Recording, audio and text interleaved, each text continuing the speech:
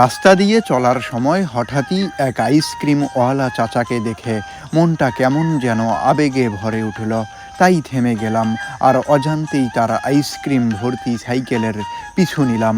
তিনি সাইকেলের ঘণ্টা বাজিয়ে বাজিয়ে আইসক্রিম বিক্রি করছিলেন। সেই পরিচিত ঘণ্টার শব্দ যেন মুহূর্তেই আমাকে ফিরিয়ে নিয়ে গেল ছোটবেলার অসংখ্য সুন্দর স্মৃতির মাঝে। কিছুক্ষণ কথা বললাম চাচার সঙ্গে। এরই মধ্যে আশেপাশের ছোট ছোট বাচ্চারাও ঘণ্টার শব্দ শুনে দৌড়ে এসে আইসক্রিম কিনতে লাগলো। দৃশ্যটা দেখে মনে হচ্ছিল শৈশব এখনও কোথাও না কোথাও ঠিক বেঁচে আছে। ছোটবেলায় আমরাও তো এমনভাবেই আইসক্রিমওয়ালার ঘণ্টা শুনে ছুটে যেতাম আনন্দে। এখন আর আগের মতো সাইকেলে ঘণ্টা বাজিয়ে আইসক্রিম বিক্রির সেই চেনা দৃশ্য খুব একটা দেখা যায় না।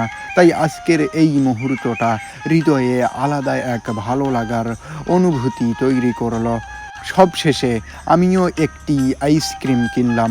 তারপর আইসক্রিমওয়ালা চাচাকে বিদায় জানিয়ে নিজের সাইকেল নিয়ে বাড়ির পথে রওনা হলাম।